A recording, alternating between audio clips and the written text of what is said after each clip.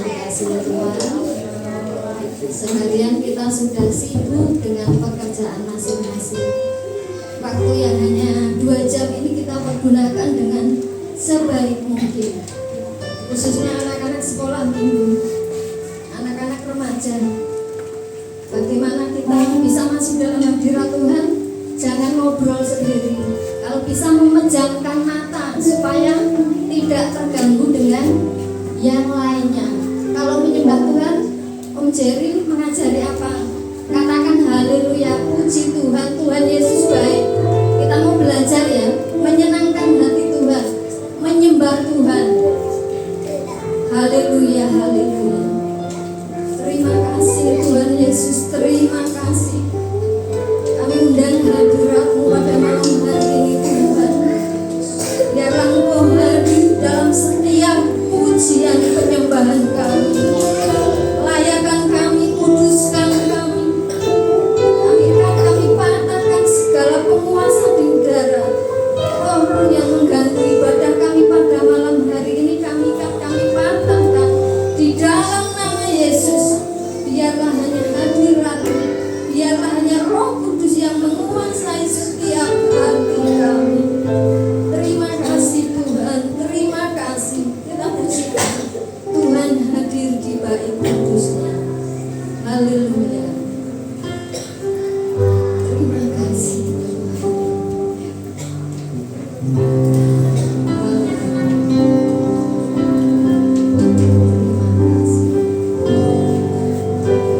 Tuhan hadir di bait kudusnya. Saat umat mencari wajahnya,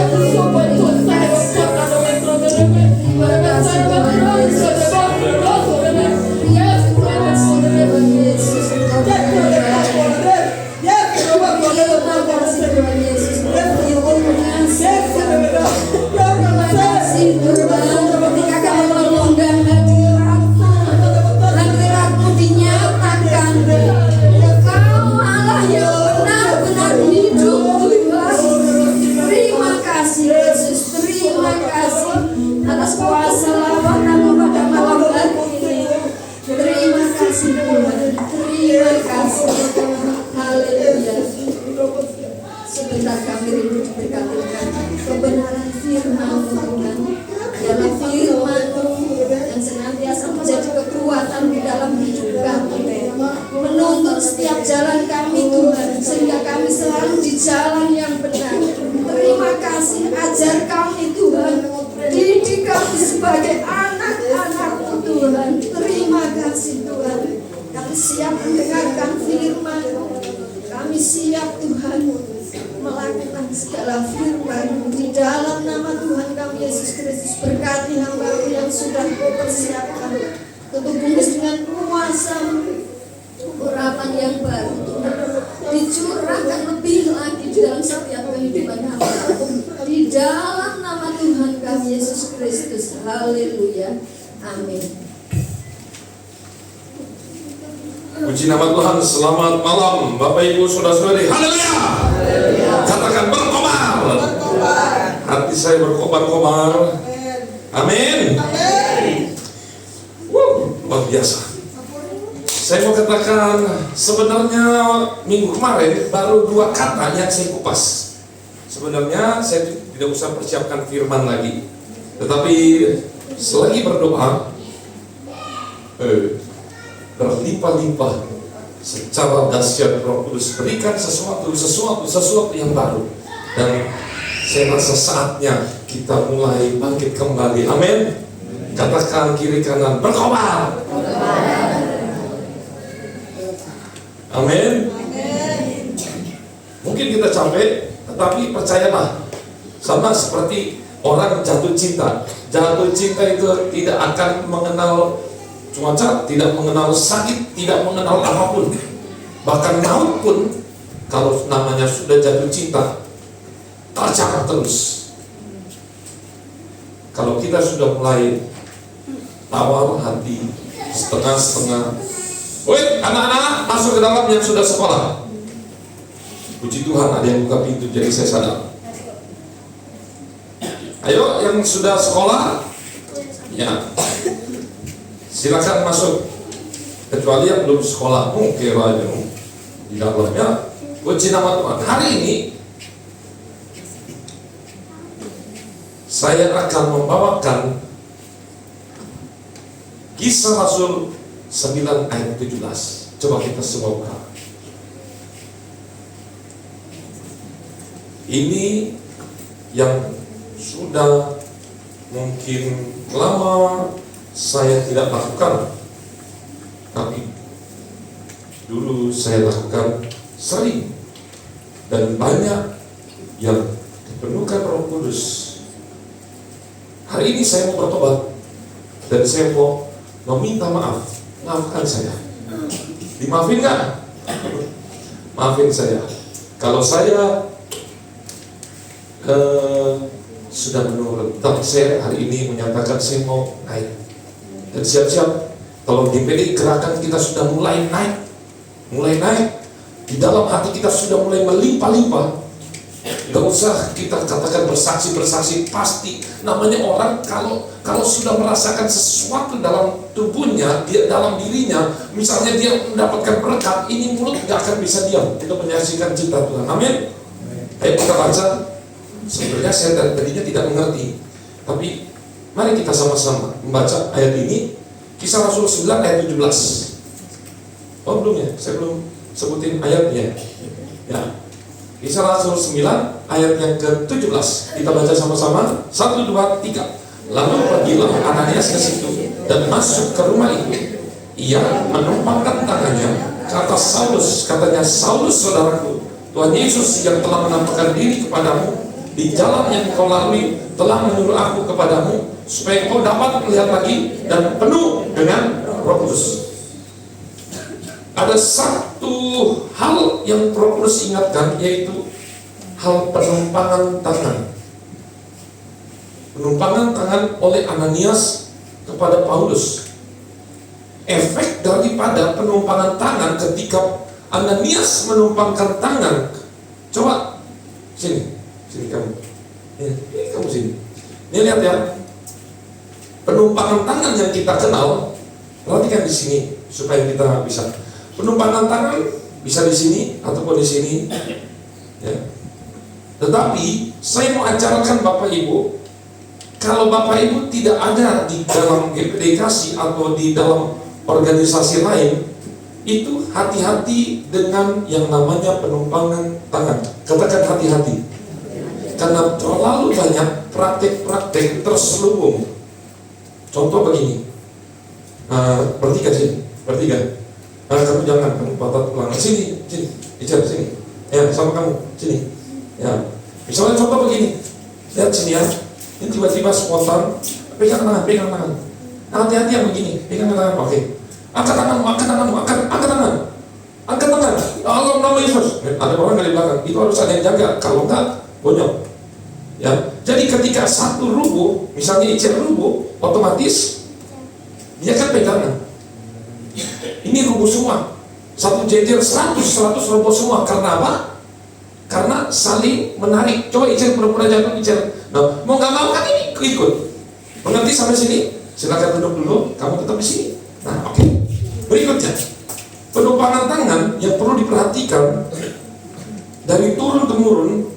Ini bukan hanya GPI, tetapi yang zaman dulu ini harus kita lestarikan adalah misalnya entah di sini ataupun di sini. Dan itu pun tidak begini.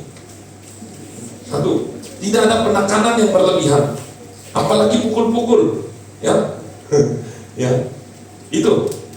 Dan menurut sini. Coba kamu sini. Ya kamu sini, coba sini. Apa yang sini? Sini, tahan ya. Dan tidak belakang sini. Dalam nama Yesus. Agak belakang. Dalam nama Yesus. Nah, kalau digini, dia akan jatuh. Ini, digini, ya, digini. Ataupun pakai trik. Kapan hari itu saya pernah lihat suatu trik.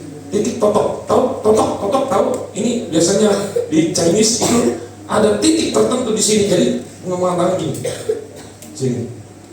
Jadi dia lemas langsung. Trik-trik semacam itu harus hati-hati. Terus bagaimana? Pasang kuda-kuda. Saya sering kali ajarkan. Kalau misal mau didoakan, coba kuda-kuda gimana? Kuda-kuda. Adik-adik, nah, masa doa begini? Ya cukup gini aja, begini. Ya, jangan tegak. Tapi misalnya dia suruh berdoa, kalau kepepet banget doa. Silakan dulu. Nah, saya mau katakan begini, Bapak Ibu. Bukannya saya anti dengan penumpangan tangan orang lain, tetapi menghindari praktek-praktek. Dan ini ada beberapa, ini oknum hamba-hamba Tuhan, itu sepertinya kalau tidak rebah, itu sepertinya ada sesuatu yang hilang. Sepertinya pekerjaan Roh Kudus tidak dinyatakan. Tidak seperti itu. Tetapi saya mau katakan, bukti bahwa itu adalah pekerjaan Roh Kudus, meskipun menyentuh hanya seperlunya, kalau itu dari Roh Kudus, dia akan rebah.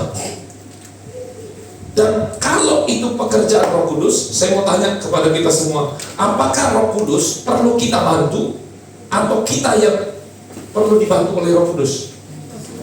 Roh Kudus, kita bantu Roh Kudus, atau Roh Kudus bantu kita?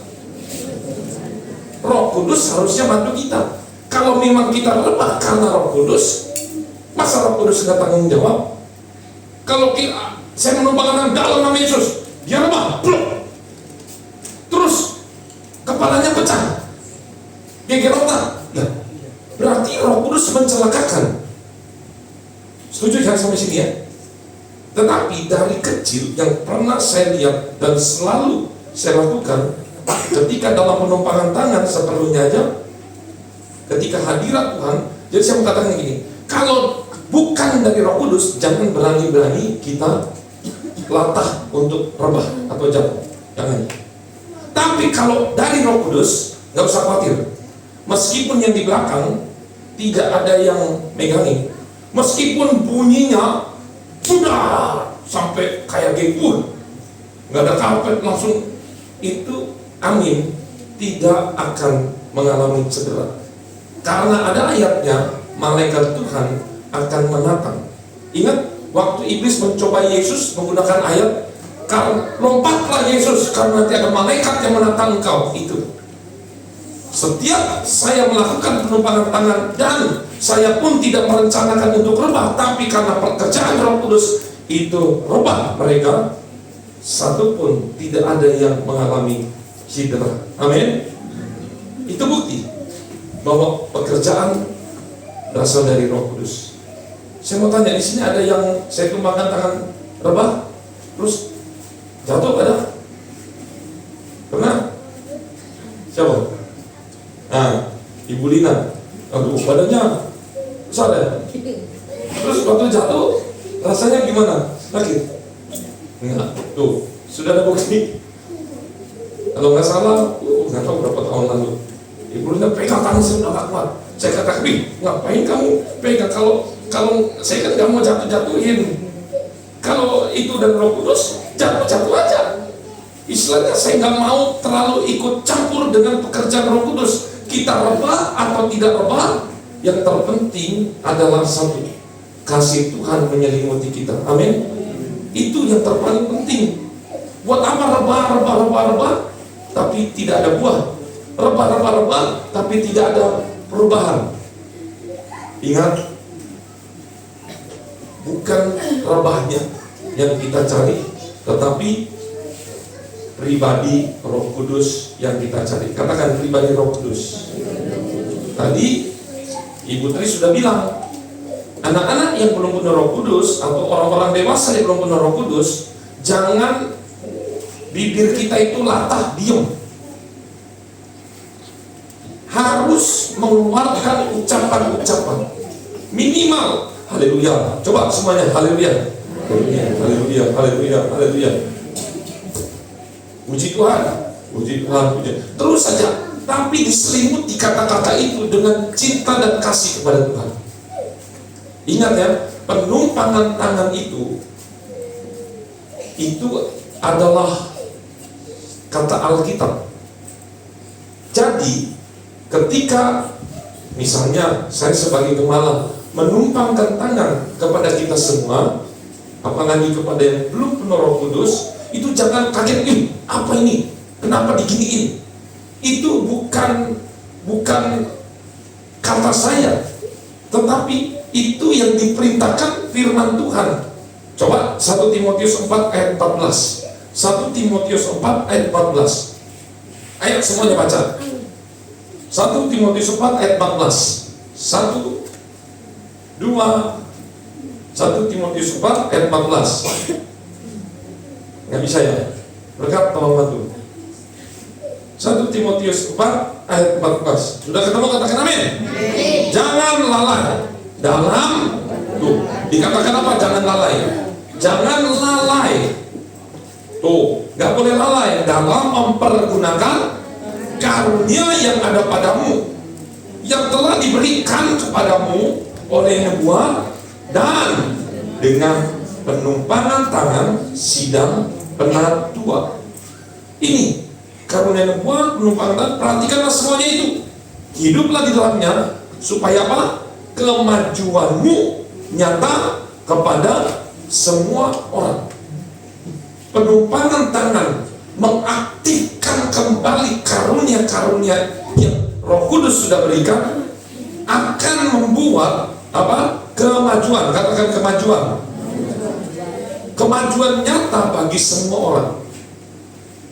Bahkan 2 Timotius 1 ayat 6, 2 Timotius 1 ayat 6 di sana dikatakan, karena itulah kuperingatkan engkau untuk mengobarkan karunia. Tuh, Allah yang ada padamu oleh penumpangan tanganku atasmu. Sebab Allah memberikan kepada kita bukan roh ketakutan, melainkan roh yang apa? Membangkitkan kekuatan, kasih, dan ketertiban. Hari ini saya kobarkan kembali, setiap kita berdoa, ayo gini, doa itu tidak akan menjadi jenuh kalau di dalamnya kita benar-benar merasakan kasih Tuhan. Minimal kalaupun kita nggak tahu cara mencintai Tuhan, kita berdoa, Roh Kudus jamah saya, Tuhan Yesus jamah saya, Tuhan Yesus ajari saya, Tuhan Yesus, tolong saya supaya saya mengerti tentang pribadi. Nggak usah banyak dengar teori. Hari ini langsung kita praktek. Ingat, jangan ada yang diam. Semuanya isi. Setiap perkataan kita isi dengan perasaan cinta. Amin. Mari kita berdoa. Yang sudah penuh Roh Kudus, jangan lalai mempergunakan bahasa roh untuk membangun jemaat dan membangun diri sendiri.